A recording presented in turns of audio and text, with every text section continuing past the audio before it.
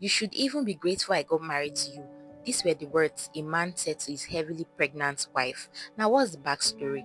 So, these couples knew each other from high school, they were loving, everything was going fine. The man was making promises to this woman. He was telling her that, oh, if I get married to you, you're not going to suffer, everything will be okay, you'll be enjoying, stuff like that. And this woman was already fantasizing in her head. She was already imagining how the marriage was going to be, you know. So after high school and all of that, they went for service, they got back together, and because they were both posted to different states for their service. And when they were done, they came back to where they were based, which was like Lagos. And this man proposed to his wife. He proposed to her and she agreed. Of course, they've known each other for a very long time and they felt they were compatible. So before the woman actually said I do, the man told her that she could keep her job even when she's pregnant and all of that, that she will, just live a normal life, that he doesn't want a maid, he wants a partner.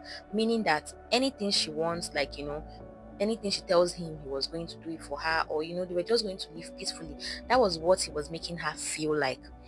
Now this woman has said I do, and then it was time for them to live together as husband and wife. The first blow was when he told her that she could no longer walk, and she was like, but this was not the plan. The man made it seem like, oh, he could cater for everything, that he didn't want her to suffer and all of that. He was just giving her reasons that was making her feel like, okay, my husband actually loves me so much, so I think he doesn't want me to suffer, that kind of thing. So that was how this man agreed to like quit her job, her very good paying job that she had to quit it because of her husband. I don't know if I would say this man was being insecure because this lady was so beautiful, so maybe he was feeling like if she's going to work, maybe people want to toast. I don't even know what this man was thinking the whole time he was doing this thing.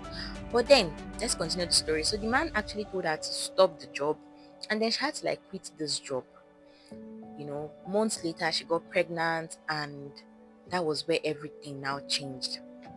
This woman wants to go out to see her friend, for advice and everything. The man will stop her. He will tell her not to go to certain family members. He will tell her not to go to certain places. When the woman and her friends like plan a hangout, on the day of that hangout, that's when this man will tell his wife, you're not going anywhere. He was making this woman live a miserable life. Like, she will plan things with her friend and you just tell her from the blues that, oh, you're not going again. So her friends were now trying to like distance themselves from her because they felt like, oh, she's now trying to form because she's now married and all of that. They didn't know that there was a lot going on behind the scene. So this woman started losing friends, started losing people. She was feeling lonely.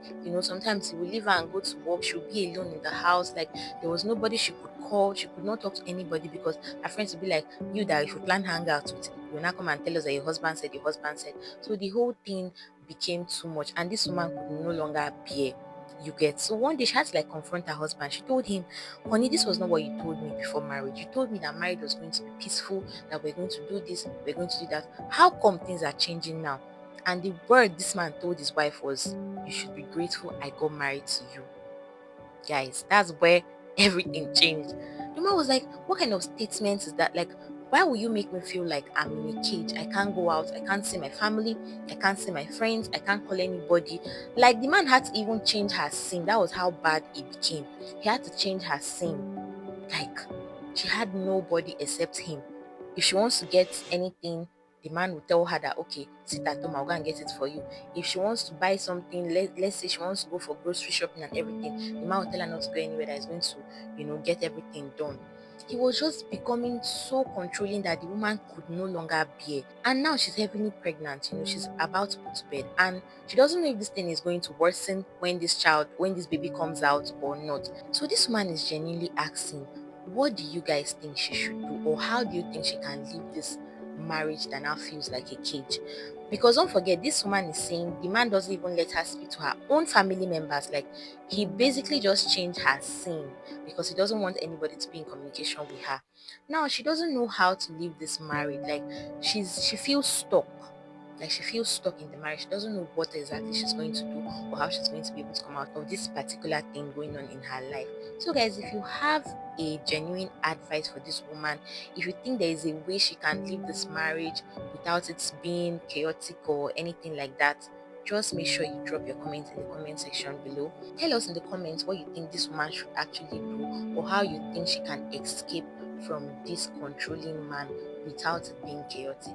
So thank you guys for watching, and I'll see you guys in our next story. Bye guys.